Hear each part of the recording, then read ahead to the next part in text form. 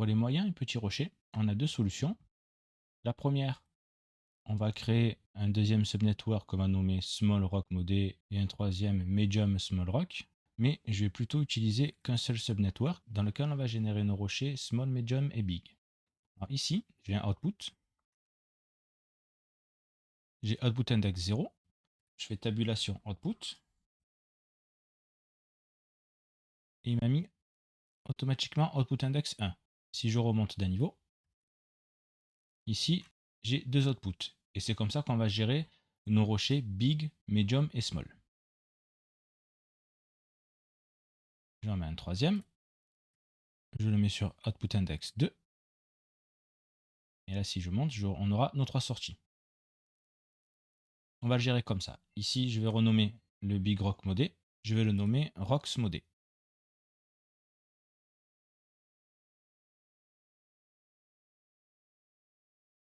Je vais renommer les outputs. Le premier, je vais le renommer Big Rocks. Le deuxième, Medium Rocks.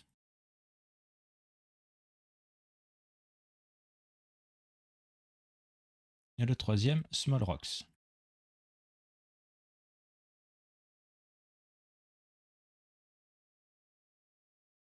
Le out ici, on a un out générique. Ce sont des rocks génériques. Pour l'instant, ils ont une taille approximative de 4 mètres. Si je split la vue,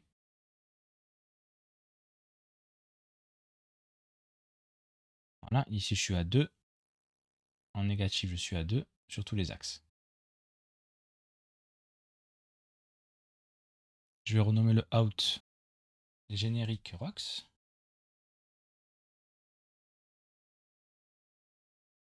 Et ensuite, pour les big, medium et small, on va les assembler. Donc pour le big rock, descendre ici. Ici, je tire un lien, je fais tabulation nulle. Je vais le nommer big rock. Pour les big rock, on va récupérer tous nos rochers ici dans la boucle, on va les empiler les uns sur les autres. Alors pour ça, j'en ai juste besoin avant de les pack à nouveau en fin de boucle. Alors je crée un nob pack pas dans la boucle, je le crée à l'extérieur. Et avant de le connecter, je coche name attribute ici pour les packer sur le name. Maintenant, hop, je le mets dans la boucle. Sinon, il va calculer deux fois pour rien. Il a mis à peu près 15 secondes. Ici, on va faire un for each connected pieces.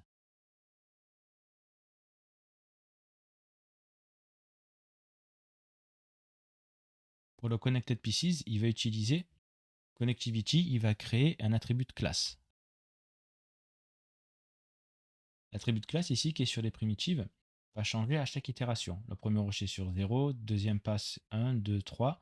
Je vais l'afficher ici. Si j'affiche single pass 0, passe 1, j'ai la classe 1, passe 2, single pass 2, j'ai la classe 2. Et on va se servir de ce chiffre pour déplacer sur l'axe Y chaque rocher indépendamment. Donc pour ça, on va utiliser le vex, et tabulation attribut wrangle. Alors ici, il est sur les points. Mais l'attribut de classe qu'on va utiliser est sur les primitives. Alors on va utiliser juste avant un attribut de promote.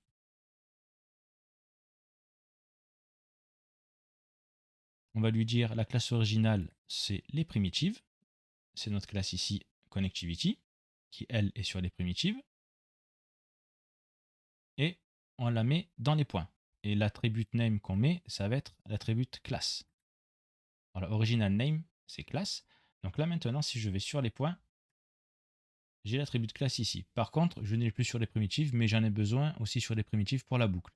Donc ici, dans l'attribut promote, je décoche delete original. Parce qu'ici, dans le for each end, dans pieces attribute, on a l'attribut de classe, qui est sur les primitives. Ensuite, dans l'attribut de wrangle, qui tourne sur les points, on va lui dire @p, donc pour la position en y, point y, on va marquer plus égal. Je vais mettre 1 plus @class. Le @class va permettre de lire cet attribut ici, classe qui est sur les points parce qu'on a mis l'attribut de promote. Et ici, un point virgule. Voilà, maintenant je vais activer toutes les passes. Et on va avoir nos rochers qui vont se mettre les uns sur les autres. On peut, si on veut, augmenter ici l'écart entre les rochers. Alors je vais marquer 2.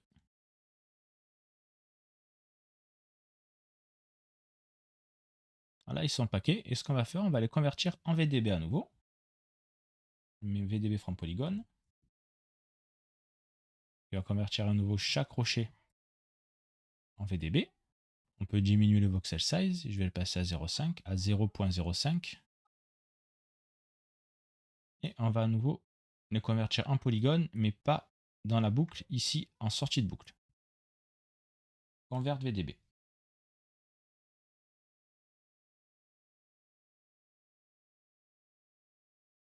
Je le convertis en polygone. Shift W pour afficher le maillage. Et là, on est à peu près à 227 000 polygones, ce qui est beaucoup mieux. Tout à l'heure, on était à plus de 5 millions. Maintenant, on va ajouter juste un noise global pour ajouter du détail commun à tous les rochers. Alors, on va utiliser les attributs de VOP. Le Tyrrhénien, je marque attribut de VOP.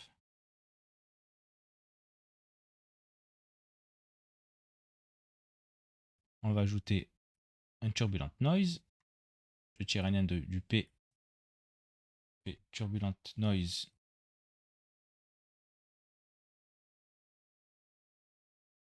Un display selon normal.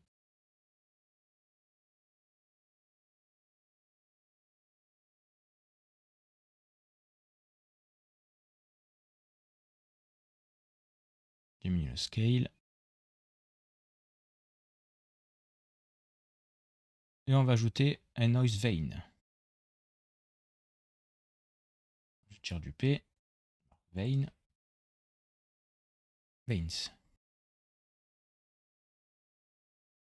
Je vais l'ajouter au turb noise.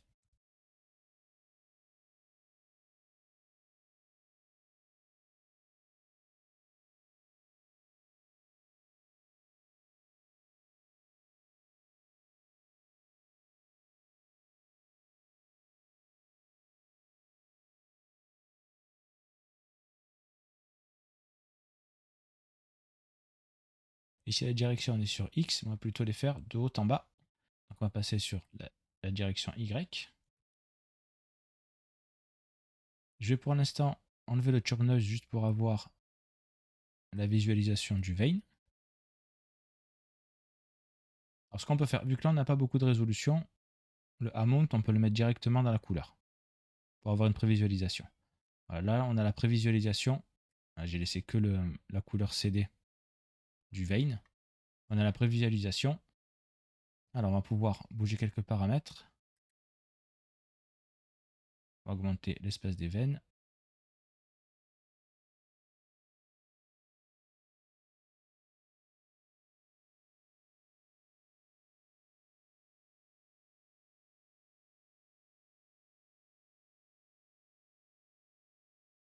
Bah, tout à l'heure, je me suis trompé, je pensais que c'était l'autre direction, X. Donc ici, je vais le passer à 1 sur X, à 0 sur Y, pour qu'elle descende.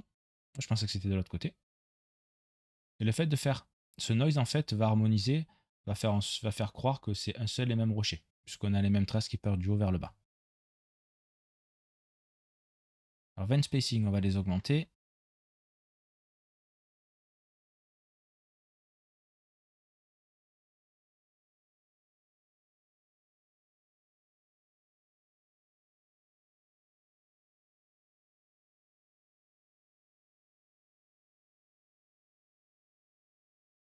Et maintenant, je peux enlever la couleur. La displace, je le remets sur le P. Donc là, j'ai les veines. On va augmenter le displace. Que ça casse pas trop non plus. Je le remets avec le turb noise pour avoir des petites déformations supplémentaires. Je remonte dans le rock modé. Je vais mettre un subdivide juste avant. Pour avoir plus de détails, on va le mettre sur 2 en profondeur. Voilà. Et de loin,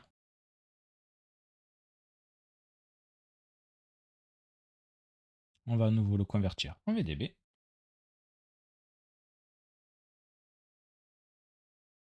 VDB from Polygon.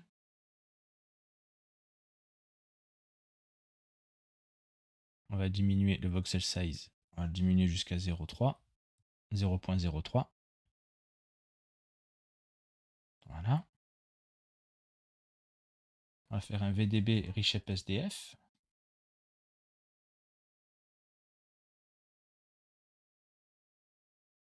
Et on va le passer en érode. Voilà, après on peut augmenter le niveau d'érode.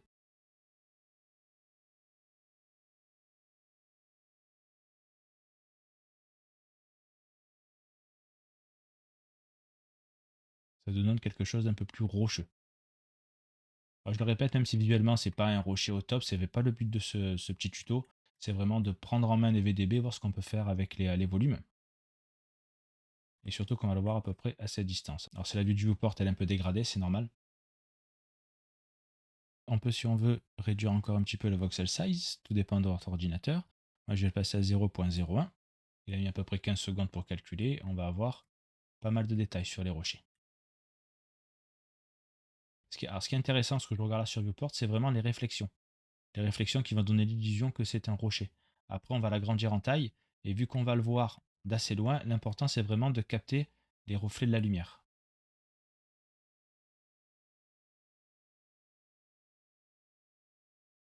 On voit ici. Toutes les réflexions.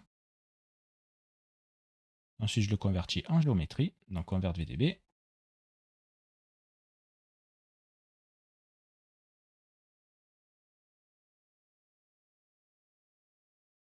Je le convertis en polygone. J'ajoute un nul et je marque Out Big Rock.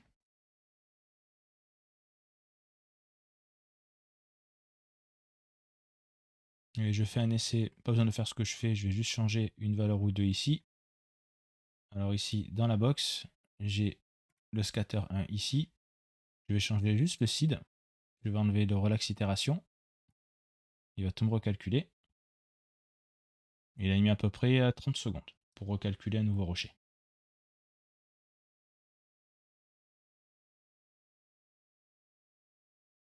Et le global seed, j'en mets un autre au hasard. Voilà. Pareil, à peu près 30 secondes.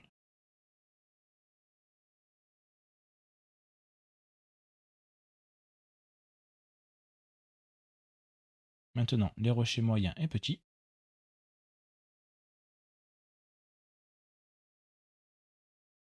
Pour les medium rock. Ici, on a des objets pack. Alors on va les dépacker, on va utiliser le node unpack.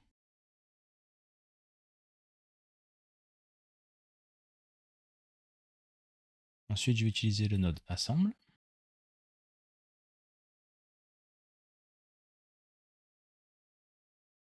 Et je vais cocher piece attribute. Ici, le but est de récupérer tous nos rochers qu'on a dans notre boucle ici. On ne va pas les aligner sur l'axe Y, mais par contre, on va les éparpiller au sol, assez proches, pour ensuite créer la normal map et la mettre sur l'astéroïde. Je vais créer un node attribute from pieces. C'est ce node attribute from pieces qui va sélectionner chaque rocher indépendamment et qui va les mettre sur chaque point du scatter. Pour l'instant, on va faire le scatter sur une grille. Ensuite, on utilisera l'astéroïde. Alors, je tire un lien, je fais tabulation grid. Je vais mettre un scatter. Pour l'instant, je vais en mettre juste 10.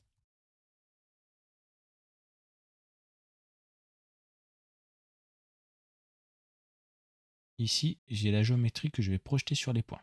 Alors, je reste appuyé sur Shift, je boucle toute la branche.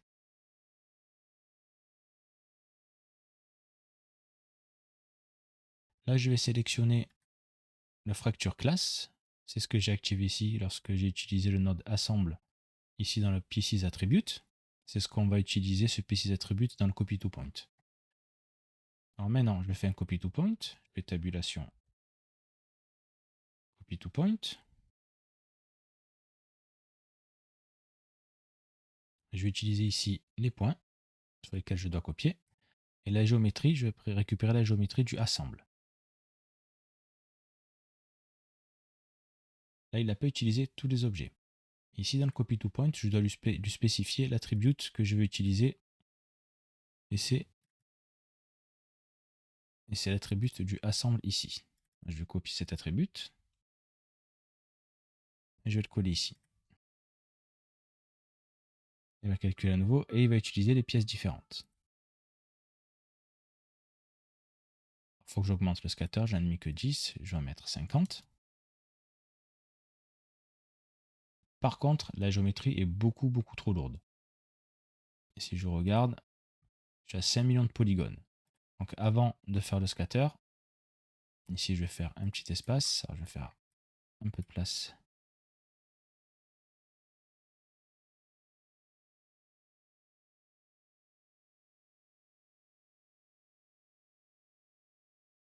Juste avant le Unpack, je vais mettre un for each connected pieces.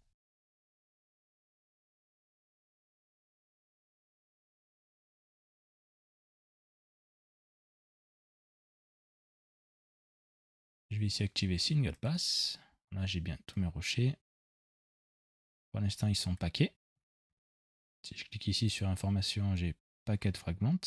Je vais les dépaquer. Je vais utiliser donc le node Unpack ici. Je vais l'enlever. Je vais le mettre ici, dans la boucle. Et ici, je vais mettre un VDB from Polygon.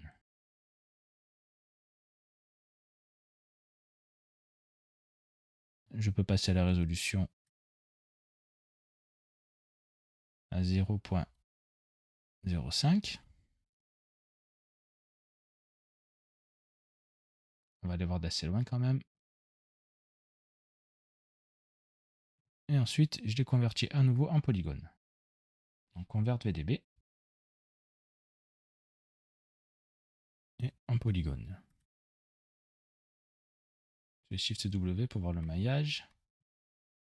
Et on est sur 15 000 polygones. Donc avant, on était sur 391 000. On perd du détail, mais ce n'est pas grave, puisque la vision, on va vraiment les voir de loin, ce sont des tout petits cailloux. Ensuite, je me remets sur le copy to point, barre d'espace G. Et ici, dans le for each, il ne faut pas oublier de décocher le single pass. On a nos rochers. Et ici, on est à 650 000 polygones contre plus de 5 millions tout à l'heure. Alors, on peut encore diminuer le nombre de polygones. Ici, dans le convert VDB, on a Adaptivity. Là, je passe l'Adaptivity à 0.5. Voilà, je vais augmenter la taille de la grille, je vais mettre 20 mètres sur 20 mètres.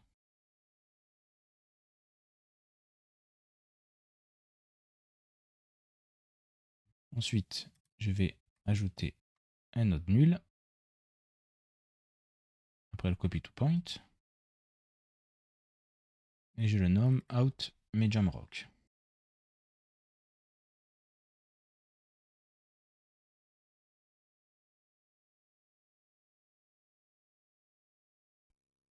Et pour les petits rochers, on va faire pareil.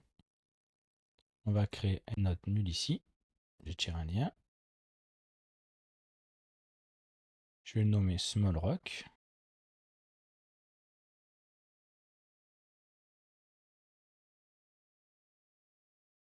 Je vais dupliquer toute la branche. Je reste appuyé sur Alt et je drag and drop. Là, en bas, je vais le renommer small out small rock. Et la différence qu'il va y avoir ici, c'est qu'au niveau du VDB from Polygon, on va passer à 1, à 0.1. On va passer à 0.1. On va avoir encore moins de détails. Au niveau du convert VDB, Adaptivity, on va le mettre à 1 directement.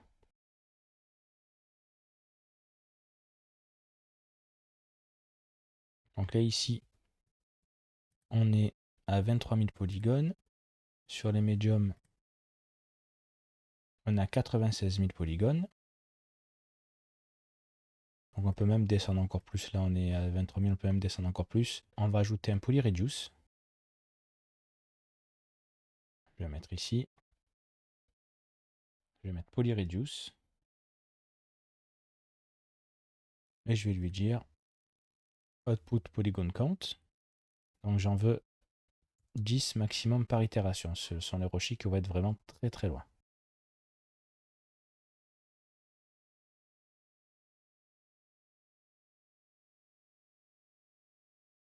Et là, on est à 480 polygones. Je fais Shift W, voilà. Ça va être vraiment les tout petits cailloux. Les tout petits cailloux qui vont être vus vraiment de très très très loin.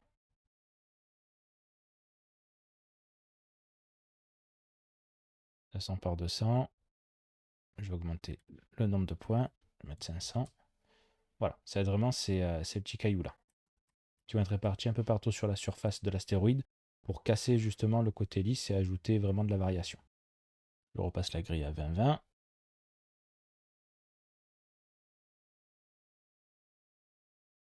Et le scatter à 10. Alors on va connecter les outputs. Ici j'ai le Big Rock, le Small Rock à droite et Medium Rock au milieu. Je vais créer des frames.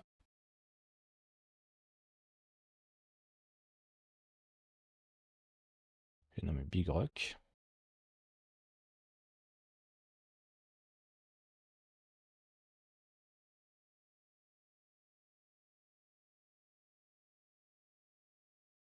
Medium Rock.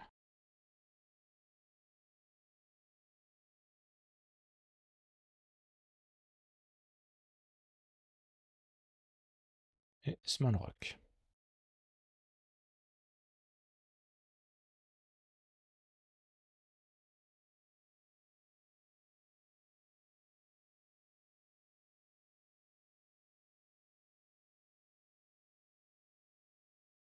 Alors pour aligner les nodes, on peut sélectionner les nodes et ici dans Layout, on va avoir Align Node, vertically, horizontally. Donc là c'est horizontal.